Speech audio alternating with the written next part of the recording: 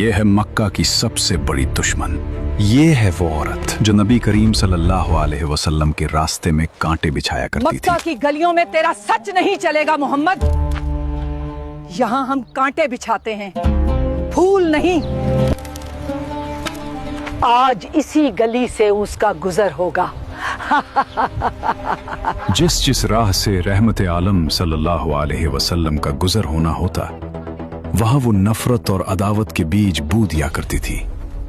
اس نے سمجھا تھا کہ وہ نور کو کانٹوں سے روک لے گی، مگر اسے خبر نہ تھی کہ کانٹے تو پھولوں کے راستے روک سکتے ہیں، خدا کے فیصلوں کو نہیں. آئیے جانتے ہیں ابو لہب اور اس کی بیوی ام جمیل کے اس دور کو جب مکہ کی گلیوں میں نفرت اور سرمایہ داری کا نشہ اپنے عروج پر تھا. یہ کہانی اس دور سے شروع ہوتی ہے جب مکہ کی فضاؤں میں پہلی بار لا الہ الا اللہ کی صدا گونجی. ارے کہاں جا رہے ہوں؟ تمہیں خبر نہیں؟ ایک سچے پیغام دینے والے نے پہاڑی پر سب کو بلایا ہے. مگر اس ہجوم میں دو ایسے چہرے بھی تھے جن کی آنکھوں میں نفرت اور غصہ اتر آیا تھا: ابو لہب اور اس کی بیوی ام جمیل. وہ جہاں قدم رکھیں گے وہاں میری نفرت کے کانٹے ہوں گے. 3 برس تک حضور اقدس صلی اللہ علیہ وسلم انتہائی پوشیدہ طور پر نہایت رازداری کے ساتھ تبلیغ اسلام کا فرض ادا فرماتے رہے.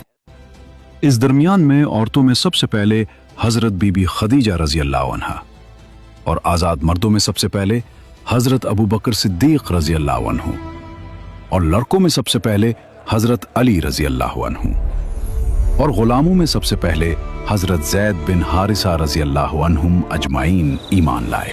3 برس کی اس خفیہ دعوت اسلام میں مسلمانوں کی ایک جماعت تیار ہو گئی، اور خداوند تعالیٰ کا حکم ہوا کہ اے محبوب، آپ اپنے قریبی خاندان والوں کو خدا سے ڈرائیں. تو حضور علیہ السلام نے ایک دن کوہ صفا کی چوٹی پر چڑھ کر یا معاشر قریش کہہ کر قبیلہ قریش کو پکارا. جب سب قریش جمع ہو گئے تو آپ نے فرمایا کہ اے میری قوم، اگر میں تم لوگوں سے یہ کہہ دوں کہ اس پہاڑ کے پیچھے ایک لشکر چھپا ہوا ہے جو تم پر حملہ کرنے والا ہے، تو کیا تم لوگ میری بات کا یقین کر لو گے؟ تو سب نے ایک زبان ہو کر کہا کہ ہاں ہاں، ہم یقیناً آپ کی بات کا یقین کر لیں گے، کیونکہ ہم نے آپ کو ہمیشہ سچا اور امین ہی پایا ہے.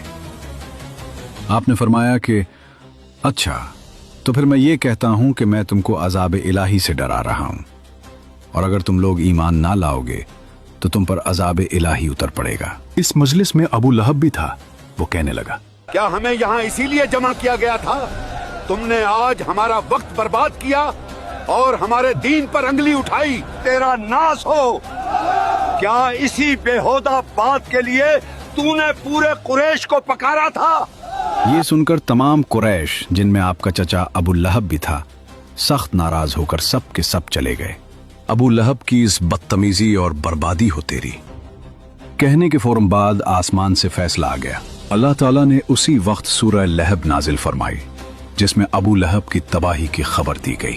تبت یدا ابی لہب وتب ما اغنى عنه ماله وما كسب سيصلى نارا ذات لهب وامرأته حمالة الحطب في جيدها حبل من مسد. یعنی ابو لہب کے دونوں ہاتھ ٹوٹ گئے اور وہ خود بھی ہلاک ہو گیا. نہ اس کا مال اس کے کام آیا اور نہ جو اس نے کمایا. وہ ضرور بھڑکتی ہوئی آگ میں داخل ہوگا، اور اس کی بیوی بھی جو لکڑیاں اٹھانے والی ہے، اس کی گردن میں مونچھ کی رسی ہوگی. یہ آسمانی فیصلہ سن کر وہ سدھرے نہیں، بلکہ ان کے تن بدن میں آگ لگ گئی. ابو لہب اور اس کی بیوی ام جمیل کی دشمنی اب جنون نہ بدل چکی تھی.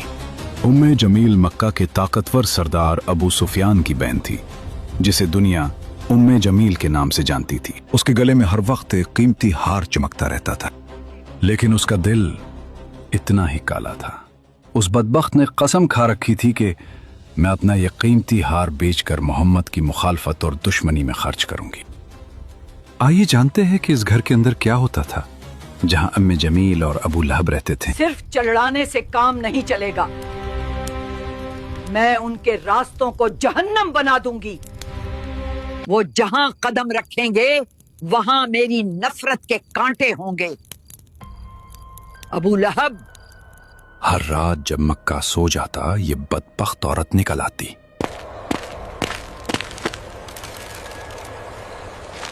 अपने नाजुक हाथों से कांटे जमा करती और उन रास्तों पर बिछा देती जहां से हुजूर सल्लल्लाहु अलैहि वसल्लम फजर के लिए गुजरा करते थे।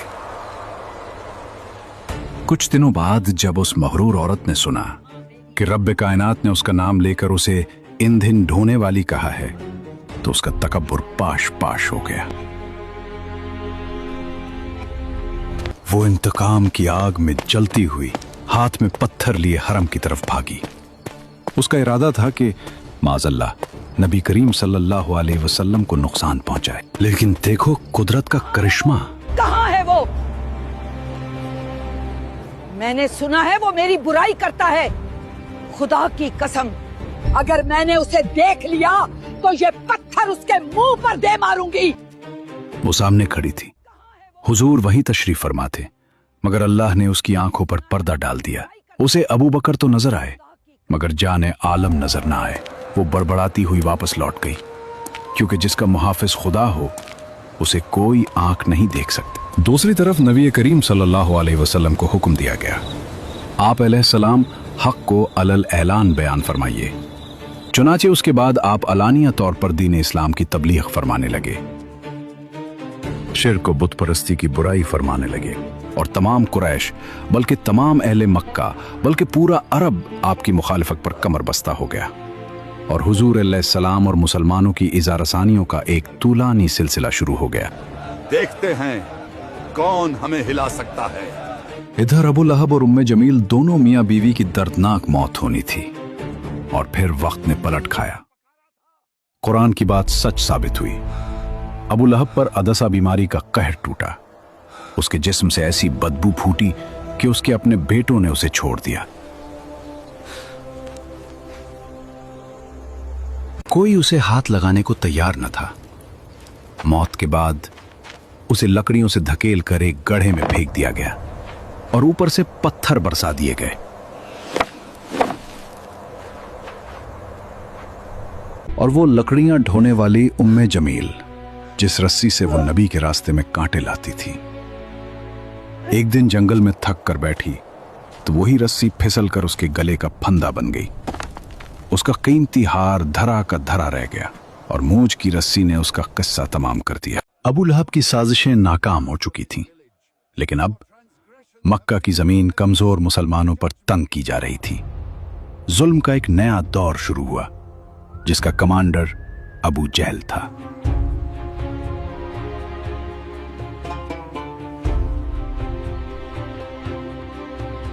उनका फैसला था कि जो भी गरीब या गुलाम कलमा पढ़ेगा उसे इतनी तकलीफ दो कि वो मौत मांगे या इस्लाम छोड़े। कुफार मक्का खानदान बनु हाशिम के इंतकाम और लड़ाई भड़क उठने के खौफ से हुजूर अलैहिस्सलाम को कत्ल तो नहीं कर सके, लेकिन तरह तरह की तकलीफों और ईज़ा रसानियों से आप पर जुल्म और सितम का पहाड़ तोड़ने लगे।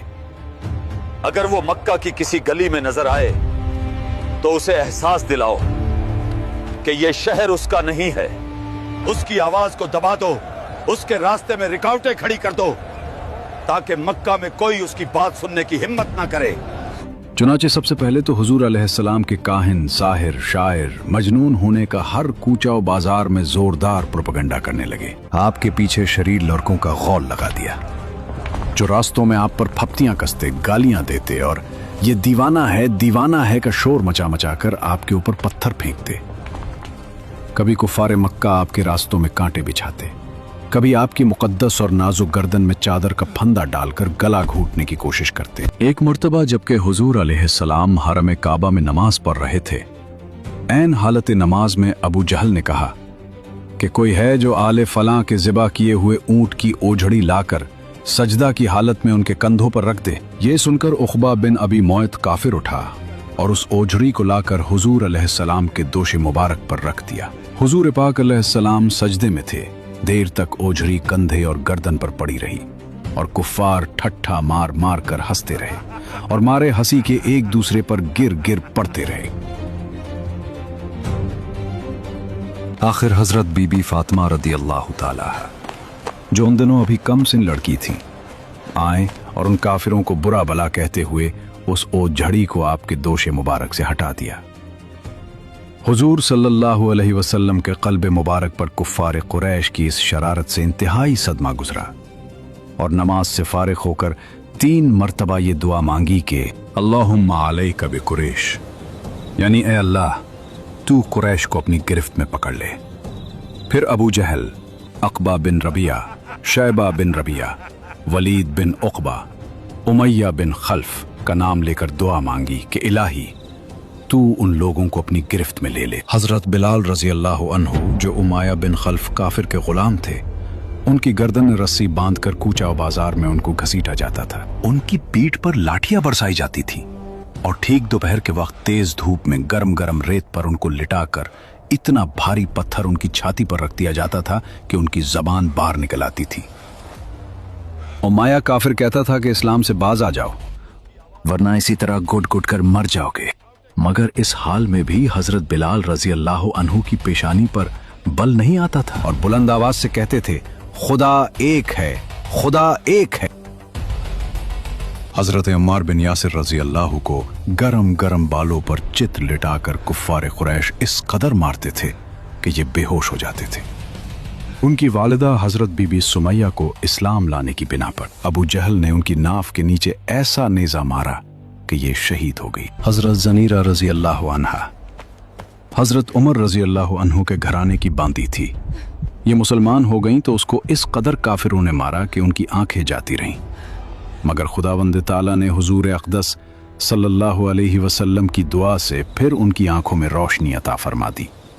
तो मुशरिकीन कहने लगे, ये मोहम्मद के जादू का असर है। हजरत अबू ज़र गफारी रज़ी अल्लाह ताला अन्हु जब दामन इस्लाम में आए तो मक्का में एक मुसाफिर की हैसियत से कई दिन तक हरम काबा में रहे। ये रोजाना जोर जोर से चिल्ला चिल्ला कर अपने इस्लाम का ऐलान करते थे और रोजाना कुफार कुरैश उनको इस कदर मारते थे कि ये लहूलहान हो जाते थे और इन दिनों में आब जमजम के सिवा उनको कुछ भी खाने पीने को नहीं मिला।